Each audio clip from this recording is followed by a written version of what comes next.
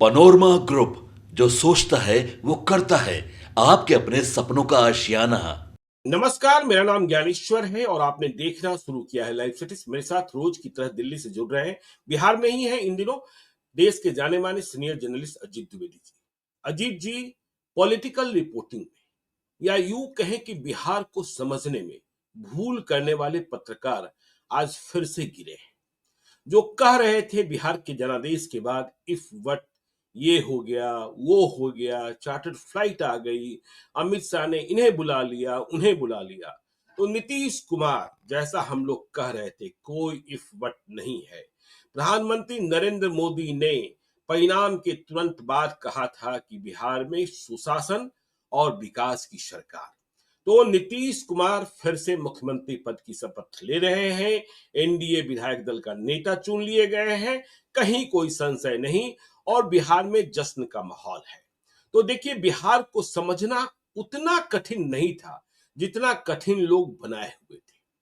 जो ground zero पर थे, बैटल ग्राउंड पर थे, पता नहीं क्यों यह बात समझ नहीं रहे थे कि बिहार का जनादेश बहुत ही स्पष्ट है, बहुत ही स्पष्ट है। लेकिन फिर भी समझना कुछ और था, बताना कुछ और था, कहानियां कुछ और गढ़नी थी।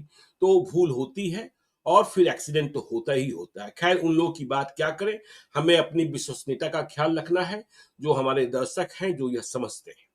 देखिए, अब नीतीश कुमार प्रधानमंत्री नरेंद्र मोदी की मौजूदगी में कल गांधी मैदान में 10वीं बार मुख्यमंत्री पद की शपथ लेंगे। साथ में मंत्रिपरिषद भी होगा। अब आगे की बात होनी चाहिए कि नीतीश कुमार शपथ तो ले लिए और नीतीश कुमार आज बिल्कुल फिट दिख रहे थे। जो लोग नीतीश कुमार की सेहत पर सवाल उठा रहे थे, आज आपने देखा होगा किस तरीके से नीतीश कुमार अकेले खड़े होकर संबोधित कर रहे थे विधायकों को। अकेले आगे बढ़ते हुए, किसी सहारे की जरूरत नहीं थी, किसी साथी की जरूरत नहीं थी, सभी विधायकों से मिल रहे थे। जब कोमल सिंह ने पैर छुआ, तब उन्होंने देखिए उस लिहाज का भी ख्याल रखा कि महिलाओं से पैर नहीं छुआया जाता है। तो नीतीश कुमार बिल्कुल ठीक दिखाई पड़े और इसके लिए दिखाई पड़े कि वह सरकार चलाने के काबिल है, सरकार चलाएंगे। और ललन सिंह संजय झा की भूमिका तो स्पष्ट है ही कि क्या है क्या नहीं है, और दीपक कुमार भी दिख ही रहे हैं। तो सरकार तो बन जाएगी कल। और कहा जा रहा है बिहार में अब विकास की रफ्तार, पटना, पूरा पटना यही कहकर एनडीए की सरकार बिहार में विकास की रफ्तार बीजेपी ने पाट दिया है। यह सही है कि शपथ ग्रहण समारोह में पटना जिस तरीके से सजा है, उसमें बीजेपी ज्यादा बलवान दिखाई पड़ रही है। सम्राट चौधरी, विजय कुमार सिन्हा यह दिख ही रहे हैं। लेकिन बड़ा सवाल यह है कि सरकार से सवाल पूछेगा कौन? सरकार से सवाल पूछेगा कौन? सवाल पूछने के लिए निकलेगा विपक्ष कब? उन्हें तो निकलना होगा ना। और यदि आप नहीं निकलेंगे तो फिर राम मनोहर लोहिया की वह बात कि जब सड़कें सुनसान हो जाती है तो संसद आवारा हो जाता है। तो निकलना तो चाहिए, क्योंकि नीतीश कुमार ने और बीजेपी ने इतनी आशाएं जगाई हैं, इतनी उम्मीदों को पंख दिए हैं कि उन उम्मीदों पर अब सरकार चल रही है, नहीं चल रही है, इसके बारे में सवाल होगा। क्योंकि बहुत सारी योजनाओं का ऐलान किया गया, बहुत सारी लाभकारी योजनाएं लोगों के खातों में पहुंची, इसके बाद भी उसे कंटिन्यू रखना, सरकार के पास पैसों का होना, सरकार को अतिरिक्त आमदनी का स्रोत तलाशना, सरकार को ब्याज का पैसा देना, ये तमाम सवाल हैं। तो अब तो हम लोग देखिए, जनादेश पर हम लोग बात कर रहे थे, चुनाव पर बात कर रहे थे। अब हम लोग उस भूमिका में आएंगे जहां सरकार से भी सवाल पूछेंगे कि आपने कहा क्या और अब हो क्या रहा है। नीतीश कुमार को बहुत बधाइयां, लेकिन अब हम लोग बिहार के हैं, बिहारीपन है, बिहारियत है, इसलिए सरकार से सवाल पूछने में कोई कंजूसी नहीं करेंगे। लेकिन जिन्हें पूछना है उन्हें घर से निकलना होगा, उन्हें घर में बंद नहीं रहना होगा।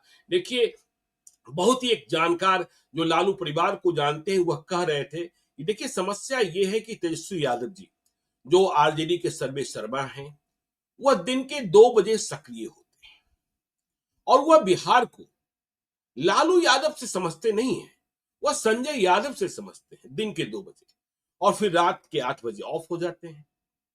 फिर मतलब मित्रों के साथ उनकी जो बातचीत शुरू होती है।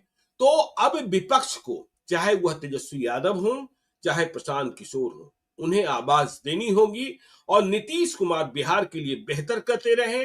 बीजेपी ने जो सपने दिखाए हैं वह बिहार में मूर्त रूप ले, पलायन कम हो, रोजगार के अवसर पैदा हो। ये सारे सवाल उठाए जाने हैं, ये सवाल उठाएंगे हम लोग। अजीत जी, अब सरकार के स्वरूप पर और भविष्य पर आपकी टिप्पणी, आगे बात तो और हम लोग करेंगे ही करेंगे, क्योंकि हम लोग बिहार के हैं।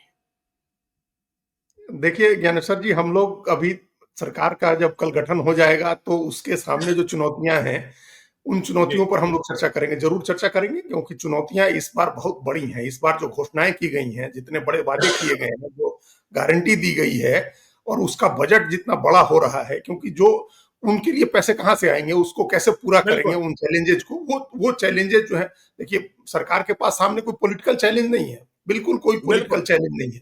लेकिन जब सरकारें सबसे पावरफुल इस पोजीशन में रहती हैं, उसी समय सबसे ज्यादा गलतियां होती हैं, और उसके बाद ही तमाम राजनीतिक बदलावों की संभावना रहती है। आप देखिए 2010 के बाद भी बदल गया था सब कुछ, बिहार का सारा समीकरण ही जी, बदल गया था 2010 के बाद। बिल्कुल।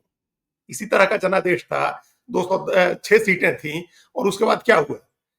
3 साल के बाद राजीव नीतीश गांधी को कुमार, याद कीजिए, राजीव गांधी को याद कीजिए, हाँ 412। वही मतलब 3 साल के बाद नीतीश कुमार भारतीय जनता पार्टी से अलग हो गए थे। जी, 2013 में अलग हो गए थे, जून के 2013 में। 14 में चुनाव हार गए थे, लोकसभा का चुनाव बुरी तरह से। और 15 में नया अलाइनमेंट बिहार में देखने को मिला था, जिसके बाद फिर से लालू यादव की उनकी पार्टी को पुनर्जीवन मिला था नीतीश कुमार की वजह से, प्रशांत किशोर का उदय हुआ था। तो जी, राजनीति किस तरह से बदलती है, उसके लिए 5 साल का समय बहुत बड़ा समय होता है, इटर्निटी उसको हम बोल सकते हैं। और जब जब सरकारें पूर्ण इस तरह के बहुमत में आती हैं, उसके बाद एक गारंटी नहीं होती है कि अब ये सब कुछ अच्छा चलता रहेगा। तो उन तमाम हुँ, चुनौतियों पर हम लोग बात करेंगे, जो सरकार के सामने चुनौतियां हैं, जो राजनीतिक तो कम आर्थिक चुनौतियां जो हैं, उन सब पर बात करेंगे। अभी मुख्य रूप से जो चीजें हम लोगों के सामने विचार के लिए हैं, वो सरकार के स्वरूप का है, नीतीश जी, कुमार को लेकर के जो कॉन्फिडेंस है भारतीय जनता पार्टी का, उसका है, जनता दल यू के समीकरण का है, सहयोगी पार्टियों के साथ समीकरण का है। वो अभी अभी लोगों की दिलचस्पी भी बिल्कुल, उसी में होगी। जी, तो बिल्कुल, ये तो बिल्कुल। सबसे अभी पहली चीज जो अ, दिख रही है ज्ञानेश्वर जी, वो ये है कि सब कुछ यथास्थिति है, कुछ भी हुँ, बदलने की तैयारी नहीं है। कुछ भी जैसा सब चल रहा है, लगभग उसी तरह से सब कुछ होने की संभावना है। मुख्यमंत्री सिर्फ क्योंकि मुख्यमंत्री नहीं, उसी ने बाकी नतीजे क्योंकि उसी ने नतीजे दिए हैं और इतना वही विशाल बहुमत दिया वो कहा जाता है आमतौर पर कि विनिंग कॉम्बिनेशन नहीं बदला जाता है। जो चुनाव है। जी, जो क्रिकेट में भी हम लोग देखते हैं कि जो टीम मैच जिताती है, उसमें चेंज नहीं किया जाता है। तो अगर बिल्कुल। अगर कप्तान का परफॉर्मेंस बहुत अच्छा नहीं हो, तब भी उसी को कप्तान रखा जाता है, उप कप्तान भी हुँ, उसी को रखा जाता है। तो ये एक विनिंग कॉम्बिनेशन चेंज नहीं करने वाली बात है। इस नाते आप देखिए कि कितना प्रेडिक्टेबल हो गया कि लोक हुँ, जनशक्ति पार्टी ने सबसे पहले राजू तिवारी को, अपने प्रदेश अध्यक्ष जो थे, उनको नेता चुन दिया। फिर नीतीश कुमार विधानमंडल दल के नेता चुने गए अपनी पार्टी के। भारतीय जनता पार्टी में सम्राट चौधरी और विजय सिन्हा नेता चुने गए। तो ये तमाम जो तेजस्वी यादव अपनी पार्टी के नेता चुन लिए गए, तो न पक्ष में कुछ बदल रहा है, न विपक्ष में कुछ बदल रहा है, सब कुछ और यथास्थिति भाजपा है, को भी देखिए ना, चेहरे वही है। भाजपा को देखिए अजीत जी, 2020 में जब स्थितियां विषम थी, तो राजनाथ सिंह जैसे लोगों को भेजा गया था पर्यवेक्षक बनाकर। और इस बार केशव प्रसाद मौर्य, एक और महिला मंत्री, मतलब साध्वी निरंजनी। तो यह मान लिया गया था कि बिहार में कुछ है ही नहीं, बिहार में कोई दाव पेच नहीं है, बिहार में कुछ नया किया नहीं जाना है, और बिहार में जो कुछ है वो बहुत सही स्थिति में, इसलिए केशव प्रसाद मौर्य ही निपट लेंगे, कोई परेशानी नहीं, सब कुछ तय है। हाँ हाँ, वो तो उस पर्यवेक्षक के नाम, चेहरे, इन सब चीजों से भी पता चल जाता। और ये भी एक औपचारिकता ही थी, क्योंकि जी, केशव प्रसाद मौर्य तो ऑलरेडी बिहार में ही थे, बिहार के चुनाव के बिल्कुल। सहप्रभारी थे, उनको अलग से भेजना भी नहीं था। वो चुनाव के सहप्रभारी थे, वो घूम रहे थे, कैंपेन कर रहे थे, नेताओं के साथ प्रचार कर रहे थे। तो एक औपचारिकता थी, क्योंकि उसमें किसी तरह का कोई जो संशय दूसरे लोग भले पैदा कर रहे हो, कोई संशय नहीं था नेताओं के मन में, इसलिए वो केशव प्रसाद मौर्य आए और नेता चुनने की औपचारिकता पूरी कर ली गई। तो वो लगभग यथास्थिति है। हम लोग कोई कयास अभी लगाने की जरूरत नहीं है, वो तो लगाए ही जा रहे हैं चारों तरफ। मोटे तौर जी, पर यह है कि यथास्थिति है, सरकार जैसे चल रही थी वैसे ही सरकार चलती रहेगी। और हुँ। इसीलिए ज्ञानेश्वर जी, इसीलिए इस सरकार को कोई हनीमून पीरियड हम लोग नहीं देंगे। हनीमून बिल्कुल पीरियड नहीं देना देंगे, भी नहीं बिल्कुल चाहिए, नहीं देंगे। क्योंकि ये तो कंटिन्यूटी है। नहीं तो 20 साल से जो सरकार चल रही है, वही सरकार अगली बार आई है। नई जी, सरकार आती है, नया व्यक्ति आता है, तो उसको एक हनीमून पीरियड का एक ग्रेस दिया जाता है कि भाई अभी इनको थोड़ा समय दीजिए कि समझें, तैयारी करें अपना। इनके पास जो ब्यूरोक्रेसी है, या जो अधिकारी हर जगह तैनात हैं, या जो पॉलिटिकल सिस्टम है, वो सब अब नया होता है। इनके लिए तो जी, सब कुछ वही है, सारी चीजें वही है, जी, सब ब्यूरोक्रेसी भी वही है, सब कुछ वही है। जिन लोगों से काम लेना है वो लोग वही है, जिनको करना है वो सब लोग वही हैं। तो इसलिए कोई कोई कोई हनीमून पीरियड नहीं होगा, यथास्थिति रहेगी और पहले दिन से काम शुरू कर देना होगा, पहले दिन से रिजल्ट देना शुरू होगा, करना होगा बिल्कुल। पहले दिन। नहीं करेंगे तो अपोजिशन की तरफ से प्रशांत किशोर ने कह दिया कि हम आएंगे और हम हैं यहीं, हम कहीं नहीं जा रहे हैं और हम लड़ेंगे, सड़क पर दुगनी ताकत से लड़ेंगे। और तेजस्वी यादव भी किसी मौके की तलाश में होंगे। देखिए अभी तो मान लीजिए कि उनका मनोबल गिरा हुआ है, अभी वो डाउन है और वो डाउन होने का कारण सिर्फ राजनीतिक नतीजे नहीं है, चुनाव परिणाम तो है ही, परिवार के भीतर के जो झगड़े हैं वो भी हैं। आपको याद होगा बिल्कुल। किस तरह से जब जब जब पहली बार इनकी बहन वाला ये जो रोहिणी आचार्य वाला विवाद हुआ था, उसके बाद भी एक दिन दो दिन पूरी तरह निकले ही नहीं थे, घर में ही रहे थे, किसी से बात भी नहीं की थी तेजस्वी यादव। पब्लिक को फेस करने में थोड़ी दिक्कत होती है, तो अब उस कारण से भी वो अभी थोड़ा उनका मनोबल गिरा हुआ है। लेकिन सरकार की तरफ से कोई भी मौका ऐसा मिलता है, किसी मौके की तलाश में वो भी रहेंगे कि उस दिन फिर निकल करके अटैक शुरू करे, किसी एक इवेंट से अपने को लॉन्च करे। तो वैसा मौका सरकार अभी तुरंत देती है, आगे देती है, ये देखने की बात होगी। सरकार के एजेंडे पर अमल पहले दिन से किस तरह से शुरू होता है, ये भी देखने की बात होगी। अभी जो देखने की बात है वो ये है कि किस तरह से सत्ता में साझेदारी बनती है, किस तरह से हिस्सेदारी बढ़ती है। क्योंकि पिछली बार जो हिस्सेदारी थी वो उसमें दो नई पार्टियां शामिल होंगी इस बार सरकार में। पिछली बार जीतन राम मांझी की पार्टी थी सिर्फ जनता दल यू, और बीजेपी के अलावा सिर्फ हम के एक मंत्री होते थे, संतोष सुमन।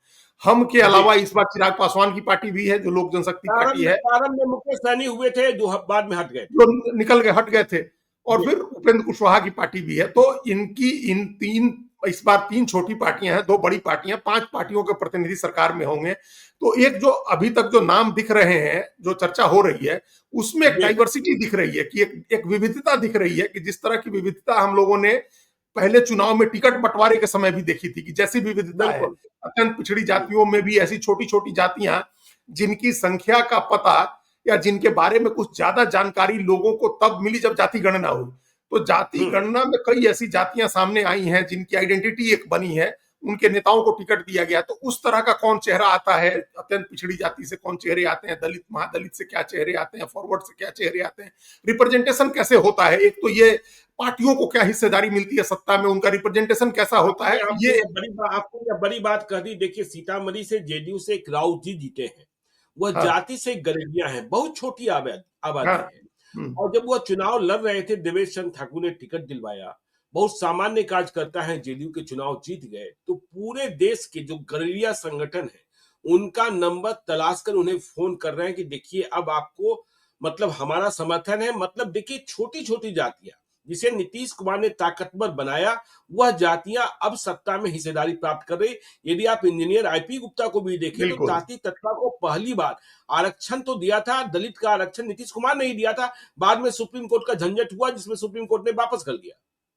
बिल्कुल ज्ञानेश्वर, तो ये एक जो सामाजिक प्रतिनिधित्व की बात है, और हमेशा हम रजनी कोठारी को इसलिए कोट करते हैं क्योंकि उनका मानना था कि ये जातिवाद नहीं है, ये जातियों का राजनीतिकरण है, राजनीति का जातिवाद नहीं है, ये जातियों का राजनीतिकरण है। और इससे ज्यादा तेजी से जातियां सशक्त बनती हैं या कोई भी व्यक्ति, उस जाति का व्यक्ति सशक्त बनता है। देखिए अगर रिप्रेजेंटेशन रामविलास पासवान अगर केंद्रीय मंत्री नहीं होते इतने दिनों तक, तो संभवतः इतनी जल्दी पासवान जाति का इस तरह से उत्थान नहीं होता, इस तरह से एक सामाजिक और राजनीतिक प्रतिष्ठा उनको नहीं मिलती। अभी समय लग जाता, और भी समय लग जाता, तमाम प्रयासों के बावजूद।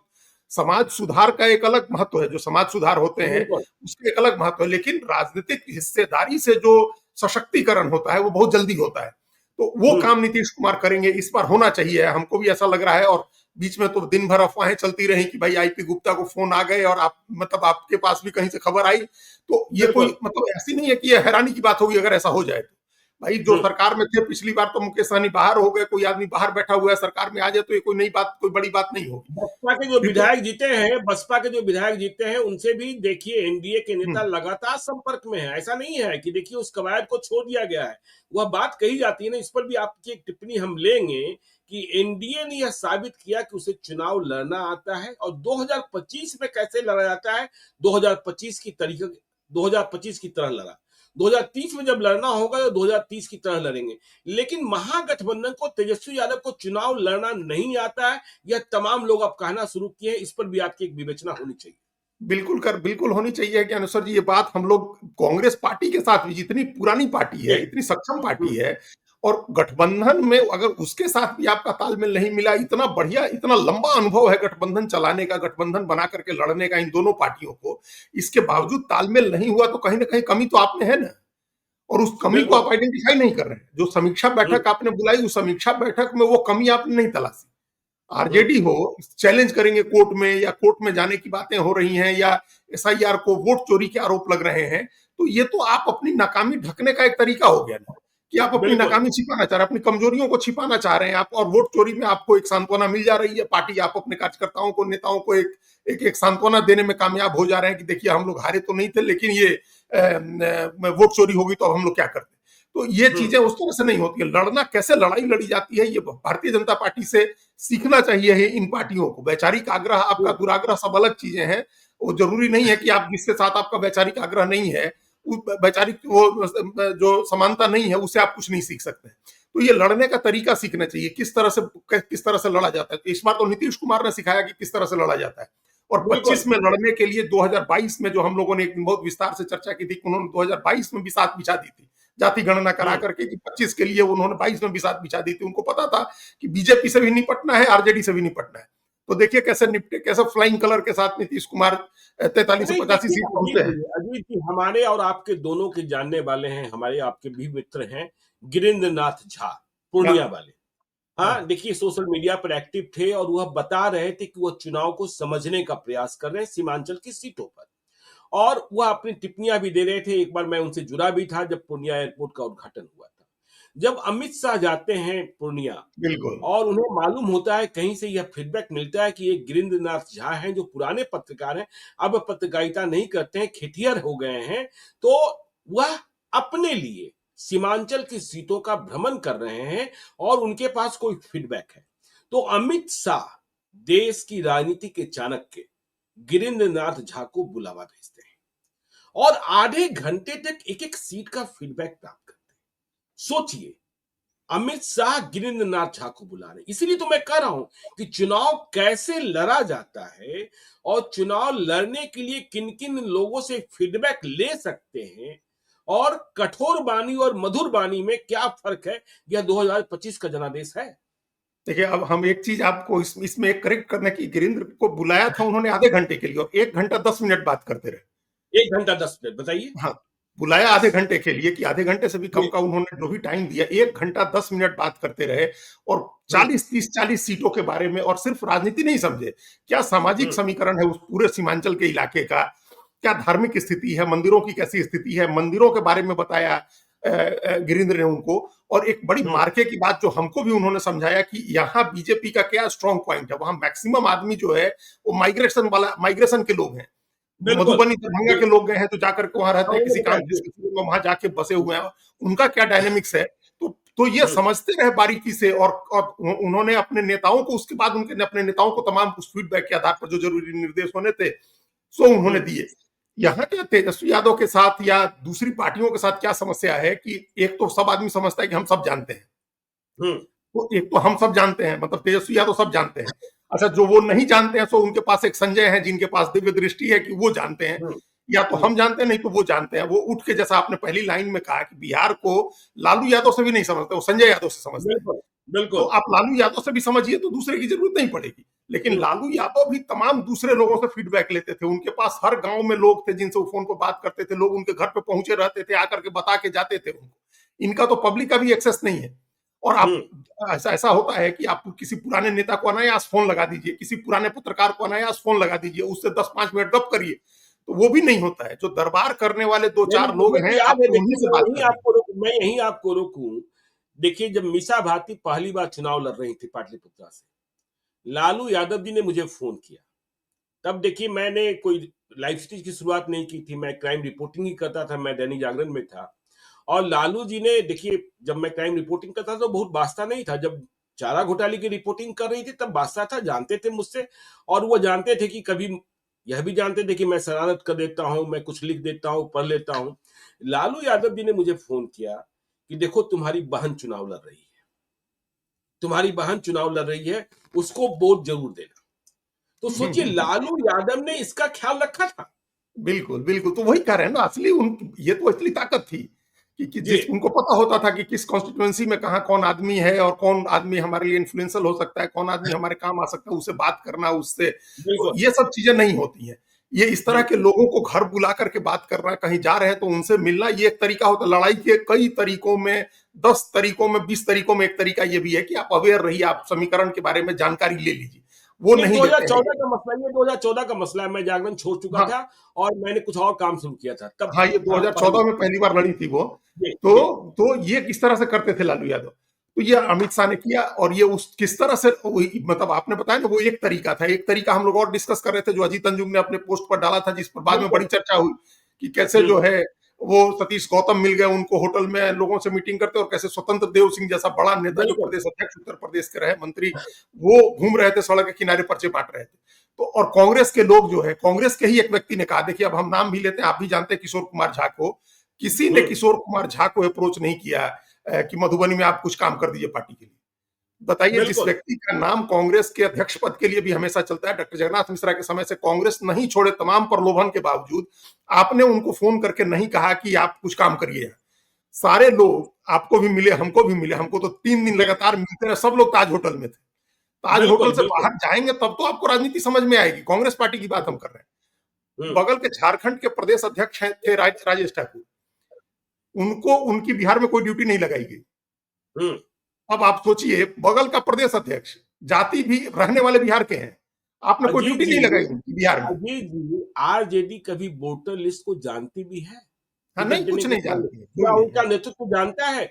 वोटर लिस्ट को तो जो टिकट मिला, जिसे अंतिम समय में मिला, वह पहचानता है। हाँ, और इसी चुनाव में हमने देखा, कोई 200 लोगों की टीम, जब आपने अजीत अंजुम की चर्चा शुरू कर दी, कोई 200 लोगों की टीम पिछले 1.5 साल से, जिसमें मुश्किल से बिहार के 10 लोग होंगे, वह बिहार के 243 विधानसभा क्षेत्रों में कैंप कर रही थी, प्रोफेशनल्स। यह तरीका प्रशांत किशोर ने ही सिखाया था। ठीक है, प्रशांत किशोर हार गए, दूसरी बात है। और जो प्रोफेशनल्स थे, वह 10 तारीख को, जब नहीं, 11 तारीख को चुनाव समाप्त होता है, 12 तारीख को फ्री होते हैं और पटना में रात को क्रिकेट खेलते हैं। वापस होना होता है उन्हें 13 तारीख को। हमें खबर यह मिलती है कि उन्हें 10 दिनों का अभी आराम दिया गया है और 10 दिनों के बाद उन्हें और बड़ी टीम के साथ उत्तर प्रदेश में कैंप कर जाना है, जहां चुनाव 2027 में हाँ, हाँ। देखिए, है। जी, कांग्रेस कांग्रेस में भी गिने चुने ऐसे लोग हैं। हम अब एक इस तरह का एक एक्सपीरियंस बताते हैं जो हमने जब ये शेयर किया अपने नेता, अपने एक मित्र हैं हमारे, उनके साथ, हरियाणा में एमएलए रहे हैं नीरज शर्मा, फरीदाबाद एनआईटी से। तो उन्होंने बताया कि पुत्तूर सीट पर उनकी ड्यूटी लगी थी कर्नाटक में। पुत्तूर बताइए। सीट पर भाषा और उस सब की दिक्कत थी, कांग्रेस पार्टी के नेता है वो गए, मतलब ऐसे उनको, उनकी भी ड्यूटी बिहार में नहीं लगी, वो गए पुत्तूर, और जब पहुंचे वहां तो वहां का जो कैंडिडेट था उसको लगा कि भाई बाहर से आया हुआ आदमी एक बोझ है, अब कहाँ इनको हम ठहराएंगे, घुमाएंगे, गाड़ी देंगे। लेकिन उन्होंने घूमना शुरू किया, उन्होंने गुजराती समाज के लोगों को जोड़ा। वो एक किस्सा बताया जो बड़ा रिलेवेंट है। उन्होंने एक देखा कि एक गाड़ी पर जाट लिखा हुआ था, वो हरियाणा के हैं, उनको लगा कि जाट लिखा हुआ है तो हरियाणा या पश्चिमी उत्तर प्रदेश का होगा। उन्होंने उसको रोका तो पता चला कि उसका टिम्बर का कारोबार है, लकड़ी का कारोबार है। और फिर उसके साथ बैठ करके उन्होंने अपने यहाँ हरियाणा के दीपेंद्र हुड्डा से उनकी बात कराई, जो जाट भूपेंद्र सिंह हुड्डा के बेटे से। वो इतना इंप्रेस हुआ कि उसने अपने घर पे 200-500 लोगों की मीटिंग रखवा दी, उसके यहाँ जो लकड़ी के कारोबारी जुड़े थे उन सब लोगों को बुला लिया। मतलब नीरज शर्मा वहां 5,000 वोट जोड़ करके आया, वो व्यक्ति जीत गया। तो इतना बताइए, इमोशनल था इनको बताइए। विदा करते हुए कि आपने आकर के मेहनत की। तो इस तरह के भी लोग हैं कांग्रेस पार्टी में। आरजेडी में भी खोजिएगा तो ऐसे लोगों की कमी नहीं है कि वो इस तरह के काम कर दे। आप जहां ड्यूटी लगाइए वहां जाकर के ईमानदारी से मेहनत करे, वो नहीं किया जाता है। तो ये सीखा भी नहीं जाता है कि आप इस तरह से भी नहीं, करिए, वो सीखना सीखते भी नहीं है। इसी सिलसिले में आपको बताएं कि देखिए, 16 तारीख को बंगाल में चुनाव है 2026 में। इसी सिलसिले में जो तृणमूल कांग्रेस के लिए काम कर रही एजेंसियां वहां हैं, उनमें कई लोगों को मैं जानता हूं। उनमें से एक बड़े व्यक्ति का फोन आया कि अच्छा, आप ज्ञानेश्वर जी ये बताइए, बहुत बड़ी संख्या में बिहारी बंगाल में है, हम्म, क्या उनके बीच आप कोई फीडबैक ले सकते हैं? क्या उनके बीच आप अपनी टीम को भेज सकते हैं? हैं? सोचिए, कहाँ तैयारी हो रही है, बिल्कुल। कैसे लड़ने की तैयारी हो रही है। मैंने कहा कि अभी हमने बंगाल का कोई प्लान नहीं किया है और इस तरीके से हम किसी पार्टी के लिए या किसी एजेंसी के लिए फीडबैक इकट्ठा नहीं करते हैं। यदि हमें करना होगा तो हम अपने चैनल के लिए करेंगे और अपने दर्शकों को बताएंगे। लेकिन सोचिए, तैयारी कहाँ चलती है और आप कहाँ रहते हैं। हाँ, तो वही वही ज्ञानेश्वर जी, असली बात तैयारी की है। इस तैयारी के बाद भी आप हार जाए अलग बात है, लेकिन हम्म। तब आपको भी एक संतोष होगा और आपके समर्थकों को भी एक लगेगा कि लड़के हारे हैं। हम्म। अच्छा, उसके बाद अगर आप वोट चोरी के आरोप लगाएंगे या गड़बड़ी के आरोप लगाएंगे, तब लोगों को यकीन भी होगा कि हाँ, ये बिल्कुल। इतनी मेहनत की और फिर भी ये लोग हार गए, तो इसमें हो सकता है कि कोई गड़बड़ी हुई हो। तो अब तो हम्म। आपके आरोप पर कोई यकीन ही नहीं करता है, क्योंकि उसको उसने आपको बिल्कुल। लड़ते हुए देखा ही नहीं है। हम्म। आपको लड़ते हुए देखता तो फिर तब आप आरोप लगाते, तो लगता कि हाँ ठीक है भाई, इनके आरोप में कोई दम है। तो अभी आरोप पर कोई यकीन नहीं कर रहा है। उसके लिए भी आपको लड़ने की तैयारी करनी चाहिए है, ताकत लगा के मजबूती से लड़ना चाहिए, संगठन का काम करना चाहिए। 5 साल का जो समय मिला हुआ है, पता नहीं वो करेंगे नहीं करेंगे, वो अलग बात हम्म। है। अब जो सरकार बन रही है, इस सरकार के सामने भी बड़ी चुनौतियां हैं। गठबंधन के बिल्कुल। साथी दलों को साथ लेकर के चलना, जो आकांक्षाएं जगी हैं, जैसे भारतीय हम्म। जनता पार्टी का आम आदमी जगह जगह ये बात कहने लग रहा है कि हम लोग सबसे बड़ी पार्टी बने हैं, जनादेश तो हम्म। हमारा मुख्यमंत्री बनाने का मिला है। नीतीश कुमार के हम्म। चेहरे पर हुआ जनादेश हमारा मुख्यमंत्री बनाने का मिला हुआ है। तो इसका यह बात तो उठेगी ना, कहीं ये बात उठती रहेगी। हम लोग जानते हैं कहीं ना कहीं इस बात की चर्चा होती रहती है, और जब जब जब कुछ चीजें होंगी तो हम लोग को पता चल जाएगा। चिराग पासवान की महत्वाकांक्षा बड़ी है, उनको बिहार बुला हम्म। रहा था। अभी अभी कुछ अभी नहीं कर रहे हैं, लेकिन किसी न किसी समय तो उनकी महत्वाकांक्षा है ही ना बिहार आने की। बिहार उनको जब बुला रहा बिल्कुल। था, तो वो किस तरह से अपने को प्लेस करते हैं बिहार की राजनीति में, जेडीयू बीजेपी के संबंध कैसे आगे और रहते हैं। सबसे बड़ी चुनौती अजीत जी, देखिए 1,51,00,000 महिलाओं को आपने 10,000 रुपए भेज दिए। अब भी 1 करोड़ महिलाओं को भेजा जाना है। भेजेंगे आप? क्या 5 लाख महिलाओं को, 10 लाख महिलाओं को भी इनमें से आप 2-2 लाख रुपया दे पाएंगे? 2-2 लाख रुपया दे पाएंगे? और यदि देने का सोचेंगे तो पैसा कहां से आएगा? है वो बड़ी चुनौती है। रेवेन्यू की चुनौती बड़ी जी। है। हम अभी राजनीतिक हम्म। चुनौतियों पर बात कर रहे थे, जो प्रशासनिक हम्म। और सरकारी चुनौती, एक राजनीतिक जो जो परिदृश्य अभी दिख रहा है। अच्छा, और अब देखिए, नीतीश कुमार के पिछली बार भी 13-14 मंत्री थे, अब हम्म। 43 में से चुनना था, अब हम्म। 85 में से चुनना है। बिल्कुल। तो अब तो असंतोष ज्यादा होगा ना। हम्म। 85 में से चुनना है और 13 ही 14 ही चुनना है आपको, तो असंतोष ज्यादा बिल- होगा। इसी तरह हम्म। से भारतीय जनता पार्टी को 89 में से चुनना है, तो उनके हम्म। सामने भी असंतोष होगा। मान लीजिए कि लेकिन भागेंगे कहाँ? भागेंगे कहाँ? हाँ, नहीं भागेंगे नहीं, लेकिन क्या होता है कि हाँ। फिर क्षेत्र में काम किया नहीं किया, जी। जाति संतुष्ट हुई या नहीं हुई, इलाके में क्या संतोष, आपको ये सब भी देखना होगा ना, कि हर जिले से बिल्कुल। रिप्रेजेंटेशन हो, हर कास्ट का रिप्रेजेंटेशन हो। तो बहुत बड़ी जो जब जब बहुत बड़ा बहुमत मिलता है ना, तो उसके साथ चैलेंजेस भी बड़े हो जाते हैं। तो जी। वो चैलेंजेस, उस चैलेंजेस को आपको पार करना होगा। फिर रीअलाइनमेंट कई चीजों का होगा, बोर्ड निगम चेयरमैन इन सब चीजों में भी थोड़ा बहुत बदलाव होगा, मंत्री लोग बनेंगे। हम्म। उसके बाद हम्म। तब काम शुरू, तब आएगा वो बात जो आप कह रहे हैं, फिर वो बात आएगी। सबसे बड़ी जी। बात है कि क्या नीतीश कुमार अभी भी, फिर नई सरकार जो बन रही है, वो सरकार भी शराबबंदी पर उसी तरह से कायम रहेगी जैसे हम्म। जैसे पहले रही है 20 साल। अब बिल्कुल। तो रेवेन्यू की जरूरतें बढ़ गई, आपने खुद ही हम्म। बढ़ा दिया, राजस्व की जरूरत खुद ही बढ़ा दी, चूंकि इतने बड़े वादे हम्म। कर दिए, इतनी सारी चीजें आपको देनी है, 125 यूनिट बिजली फ्री देनी है, 5 साल हम्म। का इसका बहुत बड़ा बिल होगा। आपने मानदेय बिल्कुल। बढ़ा दिए हैं, तमाम लोगों के मानदेय बढ़ा दिए हैं, उसका बहुत बड़ा बिल होगा आपके सामने। तो और ये सब केवल पैसे फ्री देने हैं। बिजली थोड़ी देनी है, केवल फ्री बिजली थोड़ी देनी है। आप मतलब चुनाव प्रचार में कहते रहे कि छत पर सोलर लगवा दीजिएगा। हम्म। हाँ, तो वो हाँ। लगवाएंगे आप, वो भी लगवाना जी। है, तो उसकी सब्सिडी देनी होगी। तो इन सब के हम्म। लिए आपको रेवेन्यू का इंतजाम करना होगा, और कर्ज से नहीं चला सकते। कर्ज के मामले में तो बिहार ऑलरेडी थ्रेशोल्ड पार कर रहा है। जो सीमा हम्म। होती है, उस सीमा से ज्यादा हम लोग कर्ज ले रहे हैं या ले चुके हैं। और एक दिन और हमने अपने ये आंकड़ा कोट किया ही था कि हर दिन 63 करोड़ रुपया सिर्फ इंटरेस्ट में जा रहा है, ब्याज में जा रहा है। बिल्कुल। तो बिल्कुल। उसके लिए और कर्ज लेंगे तो उसका इंटरेस्ट बढ़ेगा। तो रेवेन्यू के चैलेंजेज हैं जो, अच्छा, हम्म। सुशासन, लॉ एंड ऑर्डर, उसके चैलेंजेज अलग हैं जो हमेशा है। अब तो कानून व्यवस्था की बात चुनाव के कारण ढक गई थी। मान लीजिए चुनाव से थोड़ा पहले हुआ, आपने बड़ी सख्ती कर दी, इस तरह का कायम रहेगा। अपोजिशन तैयार बैठा हुआ है, प्रशांत किशोर जमीन पर है। महिलाओं वाला मामला आपने कह ही दिया कि 1 करोड़ और महिलाओं को, 1,20,00,000, 1,28,00,000 महिलाओं को पैसे भेजने हैं, उनको कैसे भेजेंगे पैसा। तो राजस्व की एक चुनौती है। शराबबंदी का एक फैसला, बड़ा इंपॉर्टेंट फैसला है, जो उसके मामले में क्या करते हैं, 10 लाख रोजगार एक देना है, राजनीतिक चर्चा 1 और करोड़ एक राजनीतिक चर्चा और है, एक राजनीतिक प्रशासनिक चर्चा और ये है कि देखिए कुमार रवि का जो आईएएस प्राधिकारी है, उनका कद बढ़ता हुआ दिखने वाला है। बिल्कुल, और दूसरी राजनीतिक चर्चा ये है कि मनीष कुमार की एंट्री हो सकती है मुख्य धारा में। यह चर्चा बिल्कुल। दोनों है, इन दोनों चर्चाओं पर भी ध्यान देना पड़ेगा।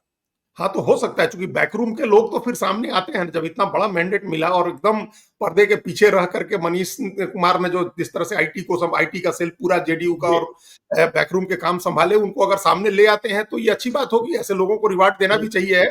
फिर दूसरी नई टीम उनके नीचे बनेगी, वो सामने आ जाएंगे बिल्कुल तो बिल्कुल वो सब चीजें भी प्रशासनिक और राजनीतिक चुनौतियां तो अभी रहेंगी। थोड़ा बहुत रीअलाइनमेंट होगा, बहुत ज्यादा चेंजेज की तो संभावना नहीं दिख रही है, लेकिन थोड़ा बहुत रीअलाइनमेंट होगा। दो और दो मनीष हैं, एक एक मनीष मनीष वर्मा है है, जो हाँ हाँ, एक मनीष कुमार है जो नीतीश कुमार के भांजे हैं, जो बिल्कुल हाँ, बाबू देख रहे थे आईटी का। हाँ, आईटी से और सवाल। मनीष वर्मा हाँ दूसरे काम देख रहे थे जी। हाँ, तो बिल्कुल हम उन्हीं मनीष की बात कर रहे थे जो नीतीश कुमार के भांजे हैं और जो आईटी और सोशल मीडिया का सेल जी देख रहे थे। आप उन्हीं की बात कर रहे हम्म। हैं। हाँ नहीं, तो मैं कह रहा हूं मनीष वर्मा जो आईएएस प्राधिकारी रहे हैं जिन्होंने बीआरएस लिया, उनका भी कद बढ़ने जा रहा है, ऐसी खबरें आ रही है। हाँ, नहीं बढ़ना चाहिए, उनका भी कद बढ़ना चाहिए। और हम लोग तो मतलब एक तो इतनी हम लोग बहुत मामलों में बड़े अंडररेटेड रह गए वो। लेकिन जिस समय वो यात्रा करने निकले थे और एक बज क्रिएट किया था उन्होंने, वो अगर आएंगे मुख्य धारा की राजनीति में, बड़ी जिम्मेदारी संभालेंगे, तो उस जिम्मेदारी को बड़ी ईमानदारी से और कायदे से निभाएंगे भी। उनके सक्षम होने पर कोई प्रश्न चिन्ह नहीं है और उनकी निष्ठा प्रतिबद्धता पर भी कोई सवाल नहीं है। तो वो कुछ चीजें, कुछ प्रशासनिक और राजनीतिक कुछ थोड़े से बदलाव होंगे। रेवेन्यू के लिए सरकार को नए उपाय करने होंगे। एक उम्मीद की किरण ये है कि केंद्र में जो सरकार है वो इस बार ज्यादा मदद करने के लिए तैयार है, कि नरेंद्र मोदी कुछ ज्यादा इस बार, प्रधानमंत्री कुछ ज्यादा मदद करने का ऑफर कर सकते हैं। क्योंकि आगे 5 साल में बीजेपी अपने को मुख्य भूमिका में देख रही है। तो अगर अभी से वो काम शुरू करेगी तो उसका राजनीतिक लाभ उसको मिलेगा। तो वो योजनाएं जो हैं, केंद्र सरकार से समर्थित योजनाओं में पैसे आएंगे, आना चाहिए है। तो वो उन चुनौतियों पर हम लोग बाद में बात करेंगे जब सब सरकार शपथ ले लेती है, तो हम लोग कल उस पर चर्चा करेंगे। आज सरकार के शपथ की तैयारियां हो रही हैं। रात में जिनको फोन चले जाएंगे, क्योंकि सुबह ही 11:30 बजे ही शपथ है, तो जिनको फोन चले जाएंगे, और कुछ लोगों को इंतजार अभी भी करना होगा। हमको लगता नहीं कि सारे पद अभी भरे जा रहे हैं। बिल्कुल अभी 20, बिल्कुल 22, बिल्कुल 24 मंत्रियों को शपथ दिलाई जाएगी। तो जिन लोगों की लॉटरी निकल गई उनका ठीक है, बाकी लोग इंतजार करेंगे अभी। चलिए, तो बाकी लोग इंतजार करेंगे और हम लोग तो रोज बताते ही रहेंगे। आप देखते रहिए लाइव सिटीज को। यदि अब तक आपने हमारे यूट्यूब चैनल लाइव सिटीज को सब्सक्राइब नहीं किया है तो जरूर कर लीजिएगा। और यदि इस वीडियो को आप फेसबुक पेज के माध्यम से पेज को लाइक कीजिएगा, हैंडल एक्स पर भी हमें फॉलो कीजिए। धन्यवाद।